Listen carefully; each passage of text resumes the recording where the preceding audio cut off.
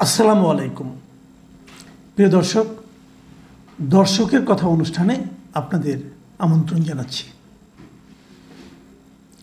আজকে যে প্রসঙ্গটা নিয়ে দর্শকদের যে মতামতগুলো নিয়ে কথা বলবো, এই মতামতগুলো মূলত এসেছে যে গতকালকে আমি যে কন্টেন্টটা আপ করেছিলাম,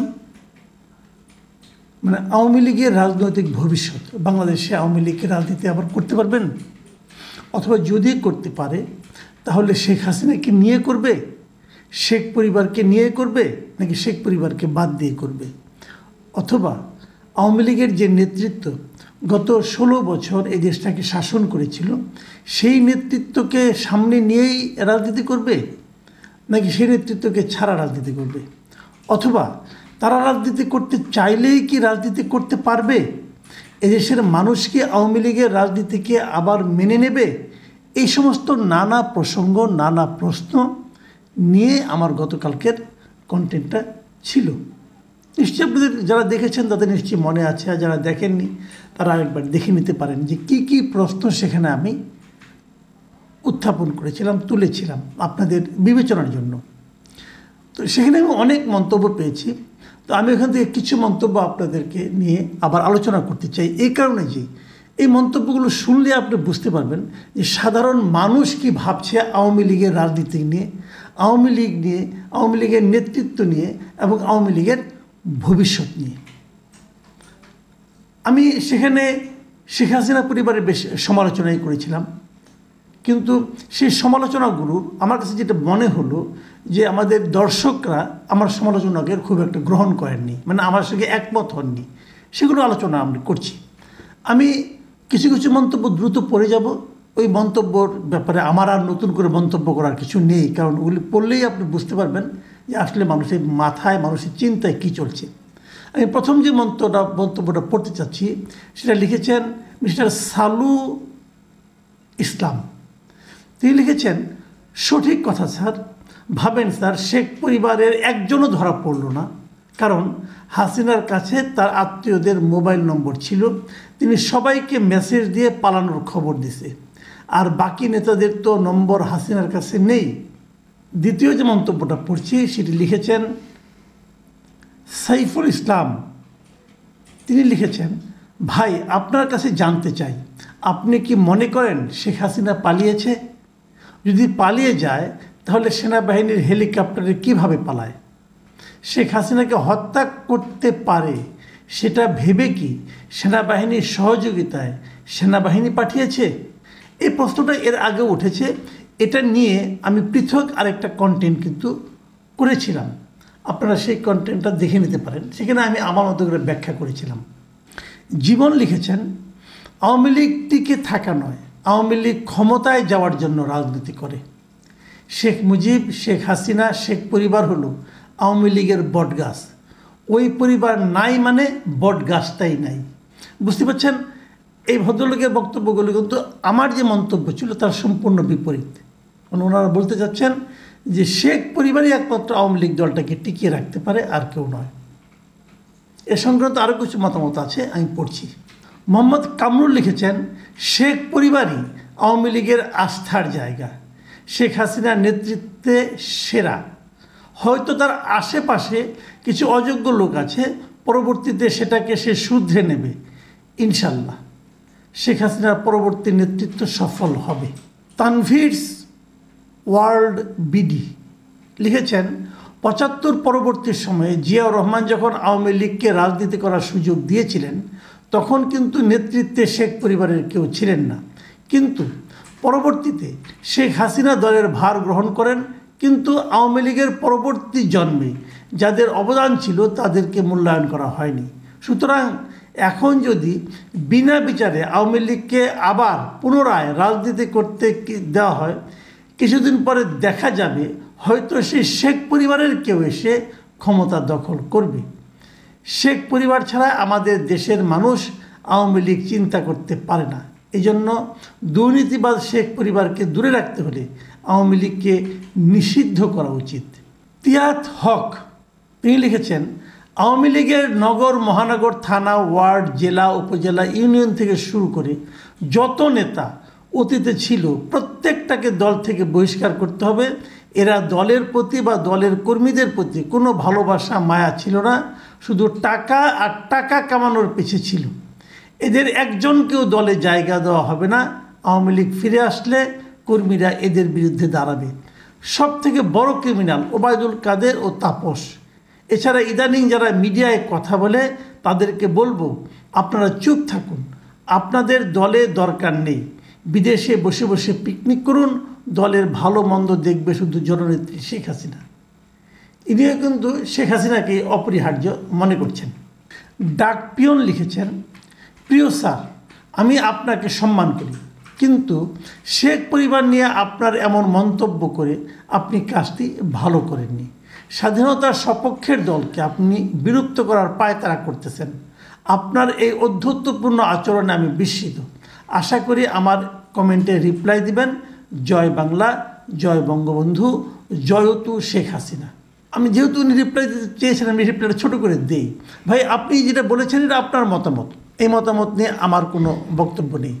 স্বাধীনতার সপক্ষে দলকে বিলুপ্ত করার পায়তারা আমি করছি, এটাও ঠিক না। আমি আসলে কোনো দলকে বিলুপ্ত করতে চাই না। আমি মনে করি প্রত্যেকটা রাজনৈতিক দলের অধিকার আছে জনগণের সামনে তার মতামতকে তুলে ধরা। জনগণ সিদ্ধান্ত নেবে কোন রাজনৈতিক দলকে বিলুপ্ত করা হবে, কোনটাকে করা হবে না। আমি কেবল আমার যে কোনো দলের কোনো আচরণকে যদি আমার ভালো লাগে আমি প্রশংসা করি, যদি খারাপ লাগে সেটা আমি সমালোচনা করি। আমি তো কোনো দল করি না ভাই, আমি সাংবাদিকতা করি। সাংবাদিকের কাজ হলো কোনো কিছু অসঙ্গতি দেখলে প্রশ্ন করা, আমি সেই প্রশ্নটা করি। কাজেই আমি কোনো পায়তারা করা, ষড়যন্ত্র করা এসব ভাই আমার চরিত্রে নেই। আমি যতটুকু বুঝেছি সেটা আপনাদের সঙ্গে শেয়ার করেছি, তার জবাব আপনারা দিচ্ছেন। বেশ কিছু জবাব আমার বিপক্ষে আছে, সেগুলো নিয়েও আমার কোনো বক্তব্য নেই।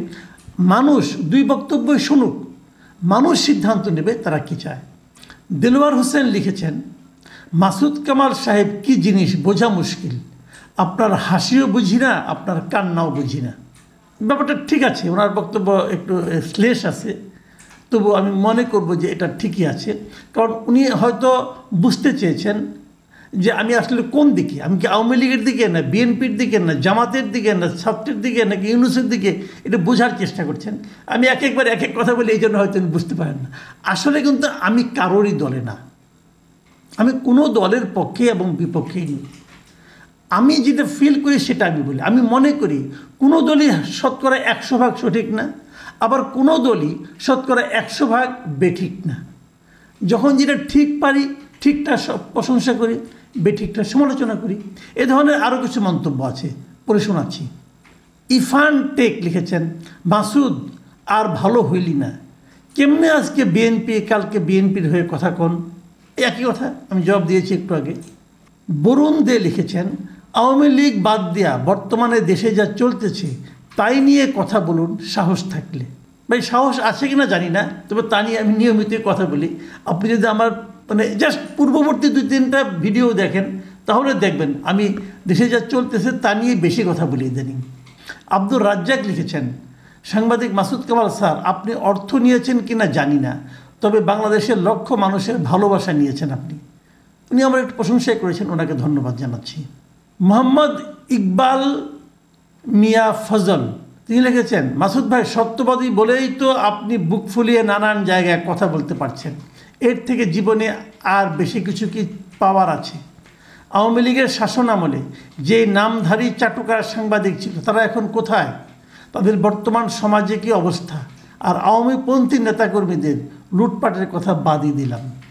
শেখ নিউজ লিখেছে, এসকে নিউজ লিখেছেন, প্রিয় মাসুদ কামাল, আপনার সব কথাই শুনি এবং আপনি খুব সময়োপযোগী এবং বাস্তবমুখী কথাবার্তা বলেন, যেটা খুবই প্রশংসার দাবি রাখে। এবং এই জন্য যারা সুশীল সমাজ বা যারা বাস্তবতা বুঝে তারা আপনাকে সবসময় খুবই পছন্দ করে। তবে আপনার একটা কথা আমি অমত পোষণ করলাম, সেটা হচ্ছে বাংলাদেশ আওয়ামী লীগের মধ্যে শেখ হাসিনার বিকল্প কেউ নেই।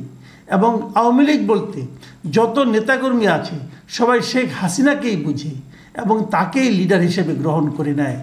আওয়ামী লীগের সমস্ত পরিবর্তন হতে পারে, কিন্তু শেখ হাসিনা বা শেখ পরিবারের পরিবর্তন হলে আওয়ামী লীগ কখনোই টিকবে না। তখনই আওয়ামী লীগের মধ্যে ক্ষমতা, দলের মধ্যে বিভাজন সৃষ্টি হবে। পৃথিবীর বেশিরভাগ দেশই দেশে পরিবারতন্ত্রী রাজনীতি চলে। যখন উনি পরিবারতন্ত্রের পক্ষে কথা বলেছেন, এটা নিয়ে আমি ফিনিশিং একটা মন্তব্য হয়তো বা করবো।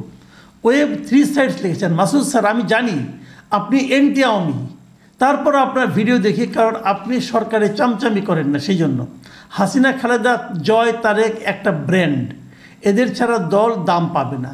যেমন অনেক সিনেমা ফ্লপ হলেও নায়কের জন্য হিট হয়। হাসিনার আলাপ বাদ দিয়ে দেশ যে তালিবান স্টাইলে যাচ্ছে সেটা নিয়ে থাকেন।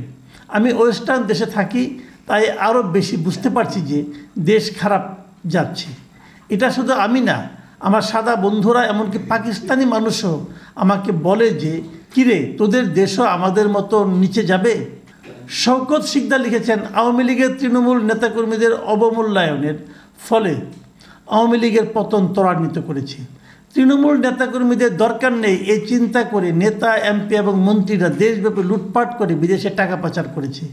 আর বঙ্গবন্ধু প্রেমী নেতাকর্মী জনতার তুলনায় সুবিধাবাদীদের বিভিন্ন অনৈতিক সুবিধা দিয়ে পুনর্বাসন করেছে, যারা আওয়ামী লীগের দুঃসময়ে কোনো কিছুই করতে পারেনি আর করার চেষ্টাও করেনি, কারণ তাদের টাকা সম্পদের প্রতি মায়া পড়ে গিয়েছিল।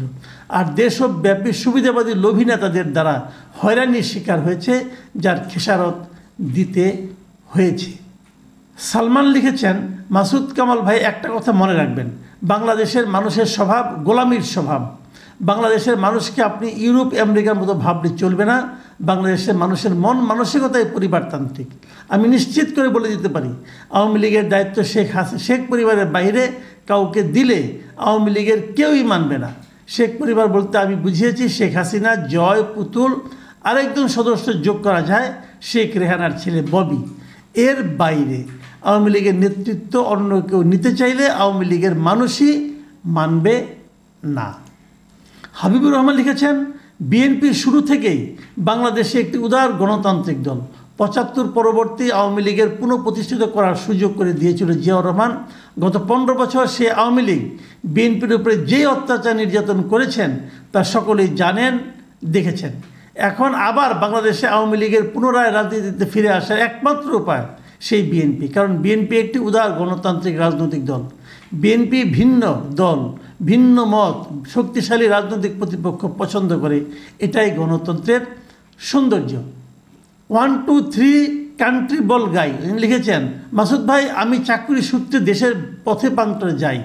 তৃণমূলের নেতাকর্মীরা বেশিরভাগ এলাকায় অবস্থান করছে, বড় নেতারা আত্মগোপনে চলে গেছে। তবে স্থানীয় নেতাকর্মীদের সাথে নেতাদের যোগাযোগ চলছে, তবে লুটপাটের সাথে যারা জড়িত ছিল এরা যোগাযোগ করছে না।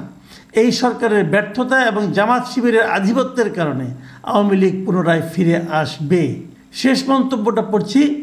শাহিদুল ইসলাম লিখেছেন, বহুদলীয় গণতন্ত্রের ধারাবাহিকতা অব্যাহত না থাকলে আবার স্বৈরাচার সৃষ্টি হবে। এই কথাটাই আমি সবসময় বলেছিলাম যে বহুদলীয় গণতন্ত্র হলো জরুরি।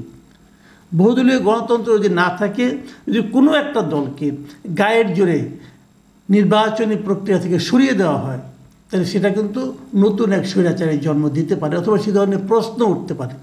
আরেকটা জিনিস আমি যেটা কিছুতেই বুঝতে পারছিলাম না, সেটা হলো আওয়ামী লীগের যে যারা মতামত দিয়েছেন তারা সবাই বলছেন যে শেখ হাসিনা ছাড়া আওয়ামী লীগকে দাঁড় করানো যাবে না। কিন্তু আমি বুঝতে পারি না আপনারা শেখ হাসিনাকে নিয়ে কীভাবে আশা করেন। আমি একটা ছোট্ট একটা হিসাব দিয়ে বলি। ধরুন আগামী নির্বাচনে আওয়ামী লীগ ভালো করবে না, কোনো সন্দেহ নাই, করবে না, করার কোনো সুযোগ নেই। ইলেকশন যদি করতেও পারে তাও পারবে না, আর না পারলে তো আরও পারবে না। তাহলে মিনিমাম 5 বছর একটা পলিটিক্যাল পার্টি থাকবে। 5 বছর পরে শেখ হাসিনার বয়স কত হবে? এখন ওনার বয়স 78 বছর, তখন হবে 83 বছর, 84 বছর হবে। তো সেই বয়সে উনি আবার এসে একটা ভাঙা দলকে লিড দিবেন, এটা কতটুকু গ্রহণযোগ্য হবে, কতটুকু যৌক্তিক হবে আমি বুঝি না। আর উনি ছাড়া আপনারাই বলতেছেন যে শেখ পরিবারের আর কেউ নাই, অথবা আর কাউকে গ্রহণ করা যায় না, তাহলে কিভাবে হবে আমি বুঝি না। তারপরেও আমি জানি যে দর্শকদের মতামত চূড়ান্ত, দর্শকরা যেটা বলবেন তাদের মতামতকে অবশ্যই আমরা অনার করব। মানুষ ভাববেন যে এটা কীভাবে কী হবে, আওয়ামী লীগ কি বিলুপ্ত হয়ে যাবে নাকি আওয়ামী লীগ থাকবে। দর্শকদেরকে আবারও ধন্যবাদ জানাচ্ছি। আমি আশা করব দর্শকরা আমাদের বিভিন্ন অনুষ্ঠানের ব্যাপারে মতামত মুক্ত কণ্ঠে লিখবেন এবং সেগুলো নিয়ে যাতে আমরা আলোচনা করতে পারি। আপনারা ভালো থাকবেন। আল্লাহ হাফেজ।